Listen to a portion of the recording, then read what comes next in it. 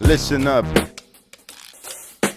Time is now to take a position.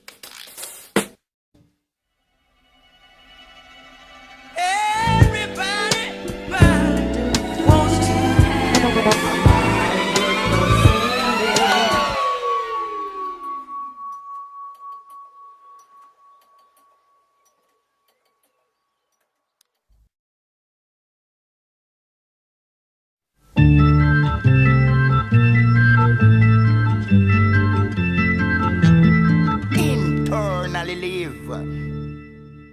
Well, this is the Executive Alignment Manual. Word and response. One can be assured you're listening to OPAL frequencies, touching down in fine style yet again. Well, greetings to the north, the south, the east and the west, and here we are attempting to respond. And in the way of responding, one may have noticed that to respond, yes, is very, very different from reacting, and a reaction is very different from an act. For the most part, people tend to dismiss the importance of the permission the human has to respond. The fact that we have language is something that's incredibly significant and yet is dismissed. And the quality and use of language has degenerated because, once again, it appears as though the significance of certain things that humans can do has become so devalued in the world that the advantages that we as human beings have is disintegrating, and our opportunities, the allowances, the grant and the grace appears to be diminishing in the world. More people say, why so pessimistic? Well, let's take a closer look at what types of things are taking place in this world, given the fact of the absolutely magnificent appearance of human life. Regardless of what one may say about it, the question is it because there are so many human beings roaming around this planet that the value for each life has gone awry? Is that the reason? Is it because when we look out of the window we see so many different types of human beings walking around that somehow over the years we've lost the value for the significance of each singular life? Is that the reason? Let's take a closer look, shall we? Is it to do with attitude? The attitude of a person, the attitude of their life in terms of how they see others and how they then translate that internally in terms of how they see themselves. Attitude. Now, whether a person understands this or not really doesn't matter, but let it be said that attitude is perhaps one of the most important words a person may ever hear in their life, is the attitude. One's attitude is everything. The way a person lives their life can be summed up in terms of attitude. And it's seldom realized that just that significance on its own can determine whether a person proceeds or is stopped, ascends or diminishes. Attitude. Now, it has been established many times over how a relationship has various stages to it. Everything in life has stages. One can look at the stages in terms of expendable, maintenance, and custodial. One could look at the stages in terms of the process of something, from the peridot into the amethyst, from the amethyst into the amber, from the amber into the ruby, and the ruby into the topaz, the opal, and then the agate. This would be one way of looking at the process of something, because this is the way creation works, in octaves. Within the octave, there's then the expendable, the maintenance, and the custodial. We could also speak about the high and the low, where the transitional point is ruby. So ruby and the ruby life in a person. Now let's say that again. The ruby life in a person.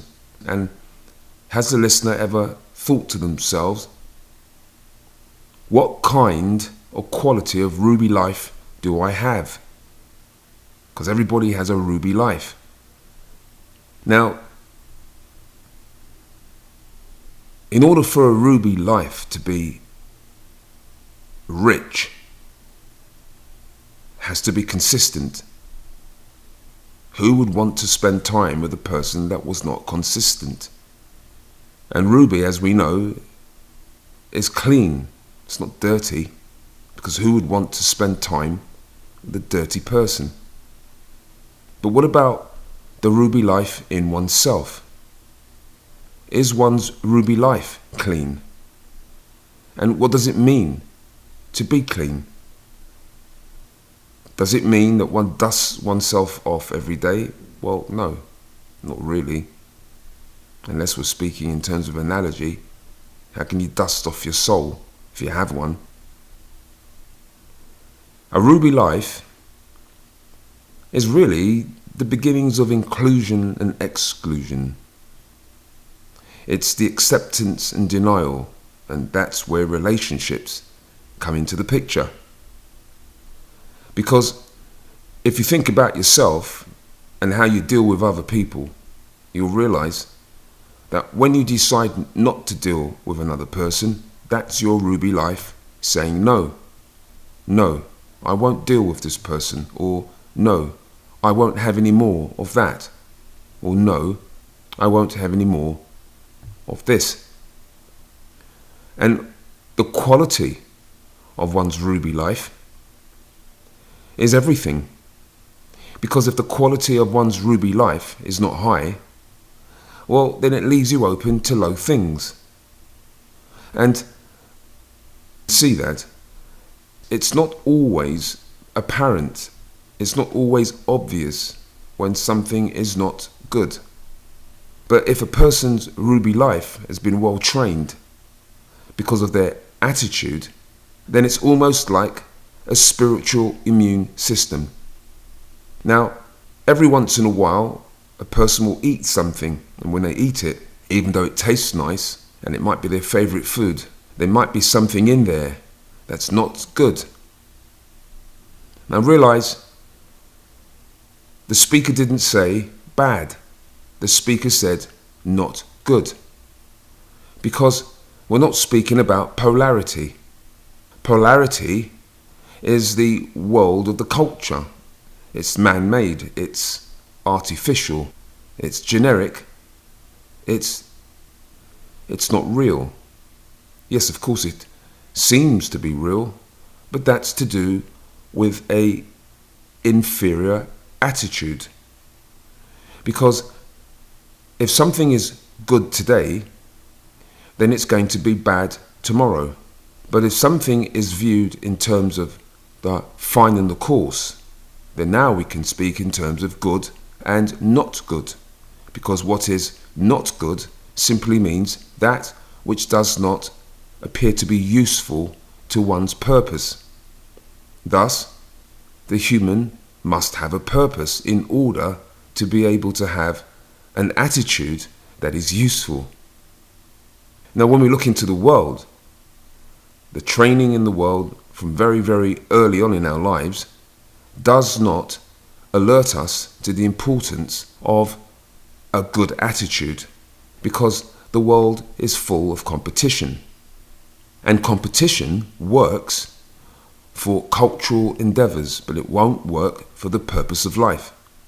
At some point, if a person's looking to win, and they win all their lives, has it ever occurred to them that as they're in the departure lounge, they may realise that despite winning in the cultural world, they've done nothing to advance themselves in the real world that's yet to come? And again, of course, there are going to be those who take these words personally and say, well, you don't know me. How can you say such a thing? But it's rather obvious when we see how easily a person will flip-flop depending on the external adversity that they face.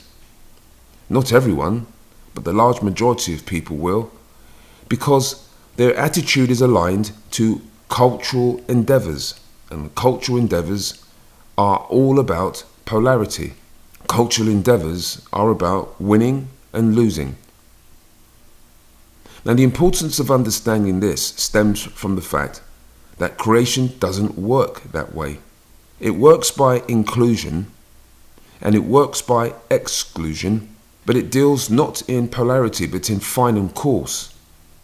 Inclusion would mean that which is same with what creation desires. And the creation desires the human to desire creation. But most people, despite having the words, don't really desire creation because creation is all about the unseen. And the attitude of most human beings is firmly fixed, firmly fixated into the seen world. As it's been said many times before, if you scratch the surface of most people's act, what you'll find is an attitude that's very fierce, waiting to attack, waiting to destroy, diminish, reduce another person. Because why? The person involved, they've been hurt or they feel hurt, and the most dangerous of these types of people are the ones that don't appear to feel this way, because they're so caught up in their own personal feelings. Now, at planetary level, this is understandable because the planet is a domain of duality, and the human's task is to overcome this sense of duality by rising above the planet. The human is the only thing within the planet that can do that. But if you listen to people, especially these days, it becomes clear that very few people are on a journey attempting to rise above the duality of planetary affairs. Now, one of the ways that we can understand what this shortcoming might be is if we take the word politics. Politics and the love of politics, one of the ways that we can clearly see how the world has gone astray. Because even those who have placed themselves in positions to advise others about spiritual affairs have entwined these affairs of spirituality within politics. And the fear that they have about worldly affairs clearly shows, despite being aware of the permissions, of the grant and of the grace given to us by something that created the human race, these permissions have been used to peer downwards, to become concerned with the politics of planetary affairs. Understand that it's not simply speaking about the politics in an arbitrary way. It's not talking about, for instance, Labour or Conservative, not necessarily so, or Democrat and Republican. It's speaking about this shortcoming that lives within the mind of the human being to see things as this or that. And so, perhaps this is why, despite an incredible, and I'll say that again, despite an incredible opportunity to rise above the politics of planetary affairs and cleave towards that which is on setting into this planet, so many people are caught up in the this or that of their own lives and the value that they have for the physical world and the cultural world and their own luxurious life or lack of luxury, whatever it might be. This concern really speaks volumes, doesn't it? Because how can a person say they believe in life eternal and yet spend so much of their time concerned with the politics of planetary affairs? How can a life say that they believe in immortality and yet when their life is threatened, and by saying when their life is threatened, I'm not talking about their actual life, I'm talking about the circumstances of their life. This is not to say a person should just stay in bed and not worry about a thing. No. But you can tell that their attitude reveals the fact that they're very highly invested in the politics of planetary affairs. The have and the not have, the gain and the loss, the win and the lose, the politics of planetary affairs. But should a person realize that you can't own anything in this world and you're just here to change, well then that's a whole different affair, isn't it? It takes the edge and the stress off life. It doesn't mean that the person shouldn't take care of their life and take care of others. But if the first thought a person has in their mind is to grab their gun and shoot someone that threatens the luxury and the circumstances and security of their life, then it says that no matter how spiritual they may be, they're really just a politician.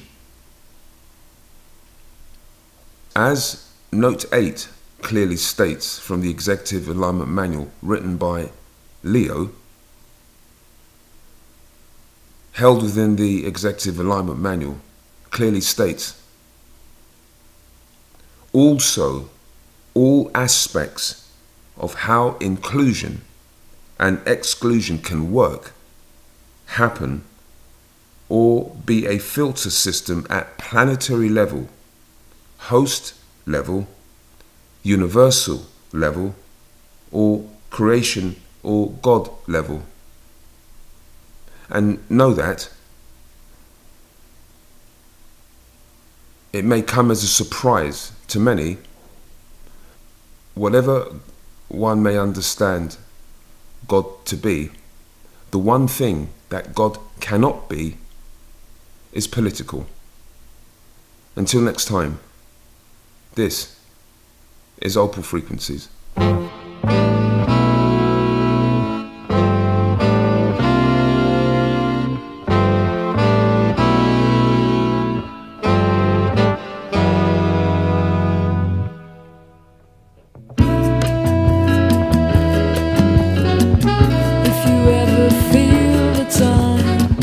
Drop me a loving line. Maybe you should just think twice.